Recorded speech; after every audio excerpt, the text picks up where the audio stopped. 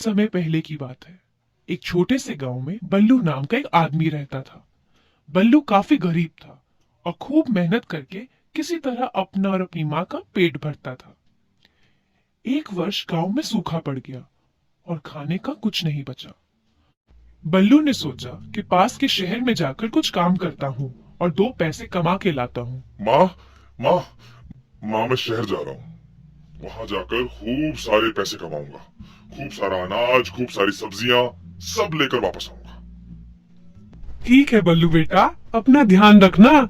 घर में बस 3 रोटी बची है। मैं एक कपड़े में तेरे लिए वो रोटियां बांध देती हूँ। हाँ ठीक है माँ, ठीक है। बल्लू की माँ ने रोटियां बांध दी और बल्लू चल पड़ा शहर की ओर। चलते चलते बल्लू थक गया था तो उसने थोड़ा आराम करने की सोची। इतने में बल्लू को एक कुआं दिखाई दिया। बल्लू ने सोचा, ये जगह आराम करने के लिए अच्छी है। यहाँ मैं अपनी रोटियां भी खा लूंगा और कुएं से पानी भी पी लूंगा।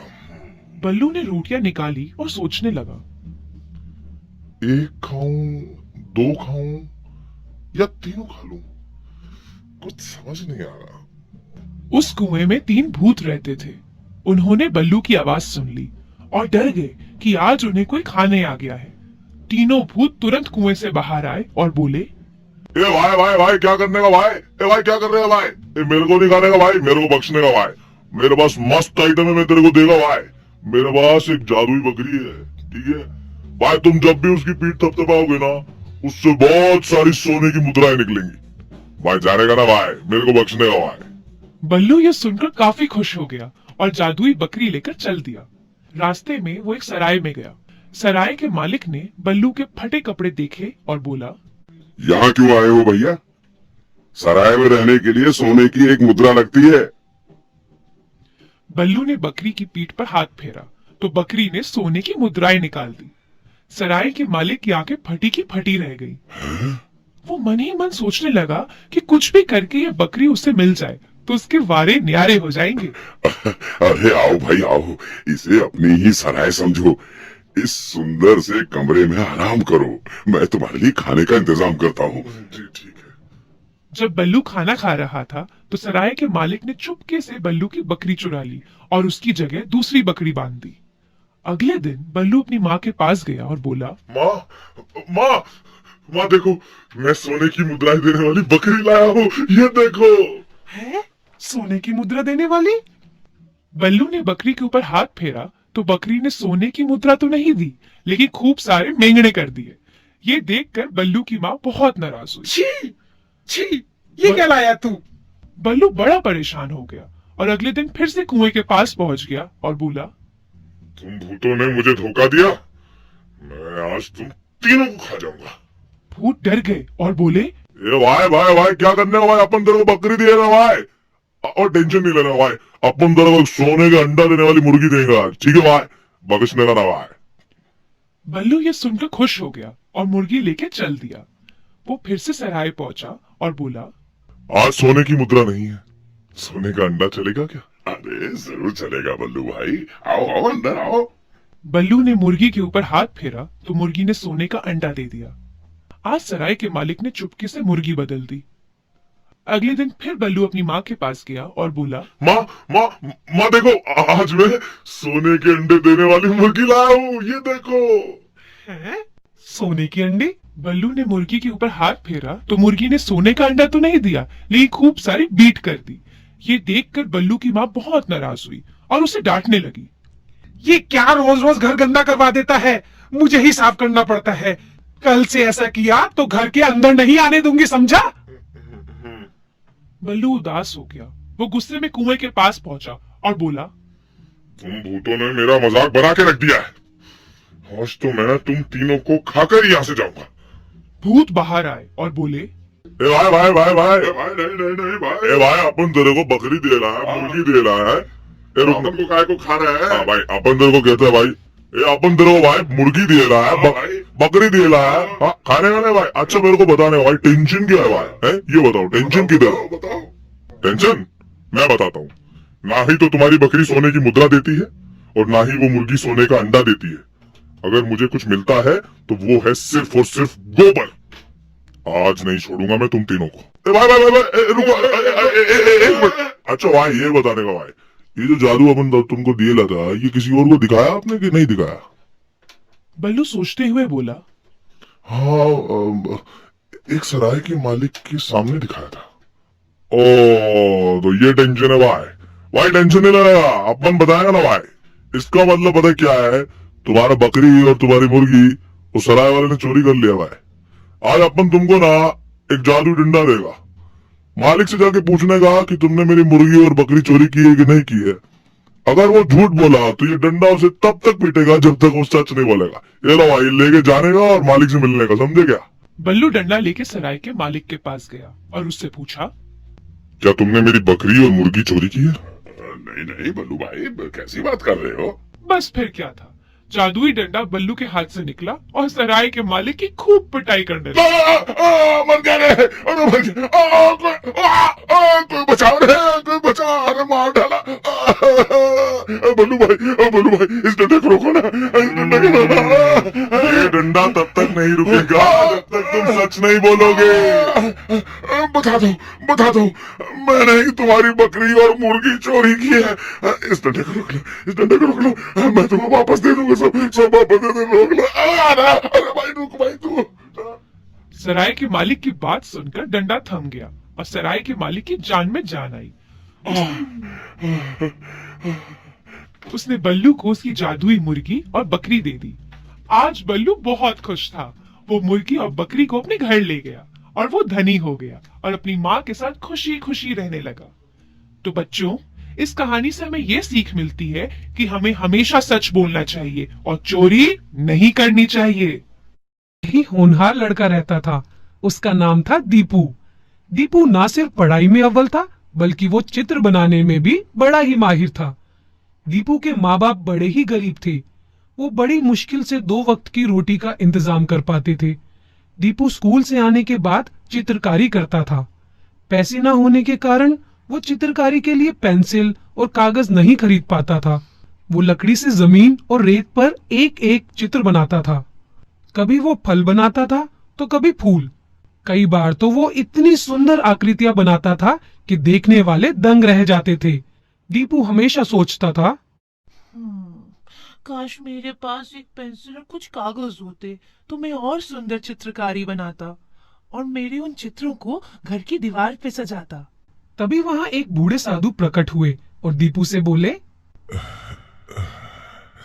दीपू बेटे, तुम बहुत ही होनहार और नेक दिल हो। इसी वजह से मैं तुम्हें एक पेंसिल देना चाहता हूँ। सच? ये सुनकर दीपू बड़ा खुश हुआ। किंतु ध्यान रहे, इस पेंसिल का उपयोग सिर्फ गरीब लोगों के हित के लिए ही करना बेटे, ठीक है? जी साधु महाराज, मैं आपकी बात का ध्यान रखूंगा। तो बच्चों, इस कहानी से हमें साधु महाराज वहाँ से गायब हो गए। दीपू ने पास के पड़े एक कागज पर एक डायरी बनाई। देखते ही देखते वो एक असली डायरी बन गई। ये देखकर दीपू को बड़ी हैरानी हुई। उसने वो डायरी खोली और उसके एक पन्ने पे आम बनाया। फिर क्या था, वो एक असली का आम बन गया। ये देखकर दीपू बड़ा खुश हुआ और बोला, अरे वाह, ये तो जादुई पेंसिल है। और साधु महाराज, मैं आपका बड़ा ही शुक्रगुजार हूँ। फिर दीपू ने उससे अपने लिए कई सारी चीजें बनाई। केक, कपड़े, जूते और पुस्तकें। वो उस पेंसिल को लेकर घर गया और अपने गरीब माँ बाप के लिए भी खूब सारे कपड़े, भोजन और जरूरत के लिए सभी सामान बनाए। उसके बाद वो सकुशल अपने गांव में गया और गरीबों को उनकी जरूरत के सामान बनाकर देने लगा। किसी को लकड़ी की गाड़ी तो किसी को घर। दीपू की इस दरियादिली की वजह से गांव वाले उसे बहुत पसंद करते थे। एक दिन राजा के सिपाहियों को दीपू की जादुई पेंसिल के बारे में पता चला और उन्होंने राजा को ये बात बता दी। राजा ने सिपाहियों को दीपू को राजमहल में लेके आने के लिए कहा। जब दीपू राजमहल पहुंचा तो राजा ने दीपू से कहा, सुनो लड़के, आओ, चलो जल्दी से मेरे लिए एक सोने का पेड़ बनाओ और उसके बाद ये पेंसिल मेरे हवाले कर दो। नहीं महाराज, आप गरीब नहीं हैं। आपके पास खूब सारा धन, जवाहरात और सभी साधन है। मैं इस पेंसिल से सिर्फ गरीबों की सहायता करता हूँ, आपकी नहीं। ये सुनकर राजा को गुस्सा आ गया और वो बोला, मंत्री, इस लड़के से ये पेंसिल छीन लो नहीं। और मेरे लिए एक सोने का पेड़ बनाओ। मंत्री ने दीपू से पेंसिल ले ली और चित्र बनाया, किंतु सोने का कोई पेड़ नहीं आया। ये देखकर राजा बहुत क्रोधित हो गया और बोला, सुनो लड़के, अगर तुमने मेरे लिए सोने का पेड़ नहीं बनाया तो मैं तुम्हें और तुम्हारे माँ बाप को कारागार में डाल दूंगा। राजा की ये बात से दीपू डर गया और उसे एक उपाय सूझा। उसने एक कागज पे जल्दी से साधु महाराज का चित्र बना दिया। अचानक साधु महाराज प्रकट हो गए और बोले, हे राजन, सच कहूं तो आपके पास दुनिया का हर सुख है, किंतु आपका लालच फिर भी खत्म नहीं हुआ है। ये बात पेंसिल को पता चल गई थी और इसी कारण पेंसिल ने असली सोने का पेड़ बनाने में आपकी कोई मदद नहीं की। आप इस बात को समझने का प्रयास करें और दीपू से ये पेंसिल ना छीनें। दीपू को इसका प्रयोग करके गरीबों की मदद करने दें। अगर किसी दिन आपको पेंसिल की सच में जरूरत पड़ी तो दीपू अवश्य आपकी सहायता करेगा। राजा को साधु की बात समझ आ गई थी। उसने साधु महाराज से माफी मांगी और दीपू का आदर सत्कार करके उसे घर वापस भेज दिया। तो बच्चों, इस कहानी से हमें क्या शिक्षा मिलती है? कि हमें लालच नहीं करना चाहिए, हमेशा गरीबों की मदद करनी चाहिए। खड़गपुर नाम का एक गांव था। उस गांव में मोतीलाल रहता था। मोतीलाल बहुत ही भोला और सरल स्वभाव का इंसान था। मोतीलाल अपनी पत्नी के साथ एक छोटे से घर में रहता था। मोतीलाल की सरलता की वजह से मोतीलाल की काफी मेहनत करने के बाद भी वो ज्यादा कमाई करने में असमर्थ था। और मोतीलाल संतुष्ट इंसान था। वो और उसकी पत्नी 2 वक्त का खाना खा के ही खुश रहते थे। मोतीलाल चरवाहा था। वो गांव के दूध वालों की गाय, भैंस, बकरियों को चराने लेके जाता था और यही उसकी आमदनी का जरिया भी था। गांव में ही एक छोटी सी पहाड़ी थी। मोतीलाल सब जानवरों को वहां लेके जाता था। मोतीलाल बड़ी सुरीली बांसुरी बजाता था। हर रोज जानवरों को चराने के वक्त बांसुरी बजाता था। एक दिन ऐसे ही वो पहाड़ी पर बांसुरी बजाता जा रहा था। रास्ते में एक साधु ने उसे पुकारा। अरे चरवाहे, जरा सुनो। जी प्रणाम साधु महाराज। खुश रहो। क्या तुम्हारे पास पानी है? जी साधु जी, लीजिए ना। भगवान तुम्हें खुश रखे। कहाँ जा रहे हो? मैं पहाड़ी पे इन जानवरों को चराने के लिए। चलो मैं भी तुम्हारे साथ चलता हूँ। हाँ जी चलिए। साधु ने पानी पिया। दोनों पहाड़ी की चोटी की तरफ जाने लगे। रास्ते में मोतीलाल ने फिर से बांसुरी बजाना शुरू कर दिया। साधु को उसकी बांसुरी बहुत पसंद आ रही थी। पहाड़ की चोटी पर पहुंच के मोतीलाल ने 1-2 फल उनको दिए और एक पेड़ के नीचे का थोड़ा सा हिस्सा उनको बैठने के लिए साफ करके दिया। साधु अपने ध्यान में बैठ जाते हैं। अब मोतीलाल हर रोज वो पहाड़ की चोटी पर वो साधु को कुछ फल देता और पानी से भरा हुआ बर्तन रख के थोड़ी साफ सफाई करके देता। साधु मोतीलाल की सेवा से बहुत खुश थे। उन्हें पता था मोतीलाल ये सब निस्वार्थ भाव से कर रहा है। एक दिन साफ सफाई के बाद साधु ने मोतीलाल को उसका पानी का घड़ा वापस देते हुए कहा, मोतीलाल, लो, ये अपने घर लेके जाओ और इसे संभाल के रखना। महाराज, ये तो साधारण सा घड़ा है, इसे संभाल के रखने की क्या जरूरत? मोतीलाल, ये अब साधारण घड़ा नहीं है, अब ये जादुई घड़ा है। ये तुम्हारा उपहार है। तुमने मेरी इतनी सेवा की है, उसके बदले में तुम्हें ये घड़ा भेंट कर रहा हूँ। इस घड़े में से हर सुबह कुछ सोने के सिक्के निकलेंगे। अपनी सारी जिंदगी जिस सरलता से तुमने गुजारी है और मेरी की गई निस्वार्थ सेवा के बदले मैं तुम्हें ये तोहफा दे रहा हूँ। इसे संभाल के रखना। जी आपका धन्यवाद। आप महान हैं। मैं आपकी ये भेंट को बड़े प्यार से संभाल के रखूंगा। मेरी गरीबी अब दूर होगी। मेरी पत्नी जशोदा ये देख के बहुत खुश हो जाएगी। मुझे समझ नहीं आ रहा है कि मैं किन शब्दों में आपका धन्यवाद करूं। अरे भाई, ये तुम्हारे ही कर्मों का फल है। अब तुम जाओ, मुझे ध्यान में बैठना है। रामू, ओ रामू, अरे रामू सुनते हो? अरे सो गया क्या? अरे मोती, आओ आओ, कैसे हो? बड़े दिन के बाद आए हो। अरे मैं तो बहुत अच्छा हूँ, स्वस्थ हूँ। ये सब छोड़ो, मुझे तुम्हें कुछ बताना है। मुझे पहाड़ी की चोटी पे एक साधु मिले जिनकी मैंने दिल से सेवा की। बदले में पता है उन्होंने मुझे क्या दिया? ये घड़ा। घड़ा? बस उसमें तू इतना खुश हो रहे है? अरे छोड़ो, तुम नहीं समझोगे रामू। ये घड़ा ना जादुई घड़ा है। क्या जादुई घड़ा? हाँ, इस घड़े में से हर रोज सुबह एक सोने की मोहर निकलेगी। हैं? रामनंदा की आंखें बड़ी हो गई। वो लालची इंसान था। वो अब सोचने लगा था कि कैसे मोतीलाल से ये घड़ा चोरी किया जाए। फिर उसे एक उपाय सूझा और उसके चेहरे पे हल्की सी मुस्कान आ गई। मोती, तू बड़ा भोला है रे। वो साधु बोले और तू मान गया। तुझे क्या पता कि साधु सच बोल रहे हैं या नहीं? अरे हाँ, बात तो तुम्हारी सही है। तो कैसे पता करें इस घड़े का सच? एक काम करो, तुम इस घड़े को मेरे घर छोड़ दो, है? क्योंकि तुम अपने घर इसे लेके जाओगे, फिर अगर वो साधु की बात सच ना हुई तो तुम्हारी पत्नी तो तुम पर हंसेगी। कल सुबह अगर मोहरें निकलती हैं, मेरा मतलब है कि मोहरें मिलती हैं, तो घड़ा तुम लेके जाना। हाँ, ये ठीक है, ठीक है, मैं ऐसा ही करूंगा। ठीक है, तो तुम आज रात के लिए घड़ा रख लो, अभी मैं चलता हूँ। ये बोलकर मोतीलाल रामनंदा के घर से चला जाता है। रामनंदा उस घड़े को बारीकी से देखता है और सोचता है, घड़ा तो दिखने में साधारण लगता है, कल सुबह पता चलेगा कि घड़ा वाकई में जादुई है या नहीं। सुबह रामनंदा उठा और सबसे पहले उसने बिस्तर के पास रखे हुए उस घड़े में हाथ डाला। जैसे ही उसने हाथ बाहर निकाला, उसके हाथ में 5 सोने की मोहरें थी। रामनंदा की खुशी का ठिकाना ही नहीं था। वो खुशी से झूम उठा और तभी उसके घर के दरवाजे पे दस्तक हुई। रामू, अरे ओ रामू, अरे फिर सो गया क्या? रामू उठ। रामनंदा ने अपने हाथ की सोने की मोहरें छुपा दी और दुखी सा चेहरा लेके मोतीलाल के पास जाता है। क्या हुआ? तुम्हें उस साधु ने बेवकूफ बनाया है मेरे दोस्त। क्या सच में? हाँ, उस घड़े में से कुछ भी नहीं निकला। तुम चाहो तो देख सकते हो। अच्छा, ये साधु महाराज ने ठीक नहीं किया मेरे साथ।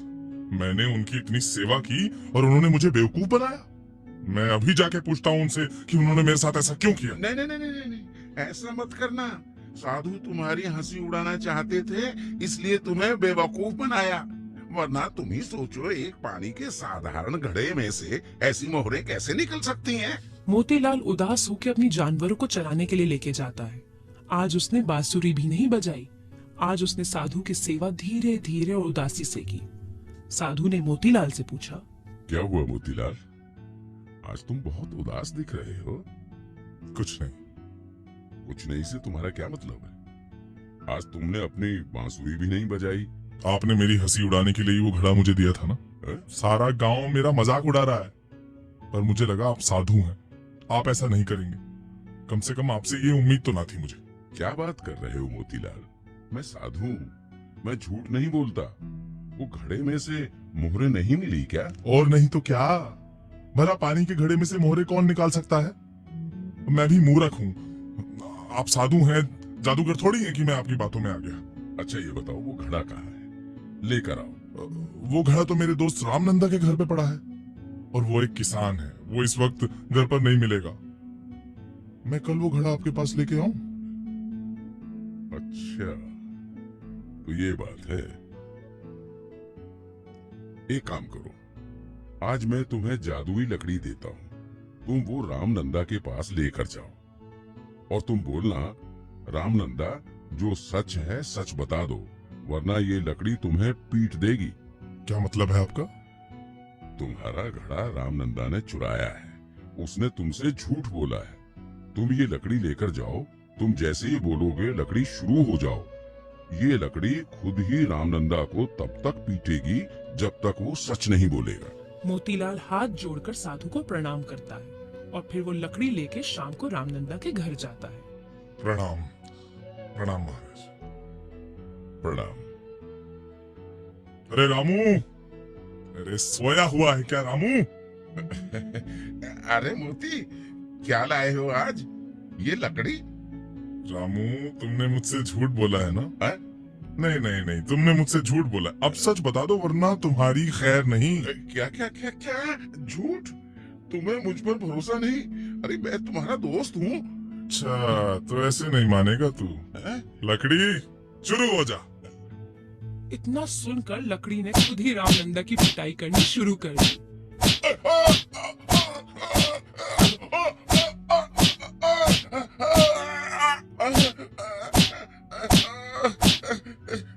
रामनंदा पूरे घर में यहाँ वहाँ भागता रहा, पर लकड़ी नहीं रुकी।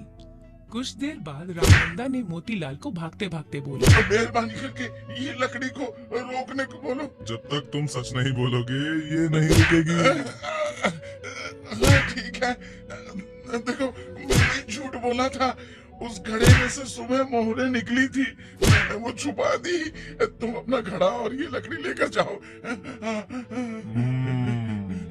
ये हुई ना बात। ये सुनकर लकड़ी रुक गई और गायब हो गई। रामनंदा ने वो घड़ा चुपचाप मोतीलाल को दे दिया और शर्म से उसकी आंखें झुकी की झुकी रह गई।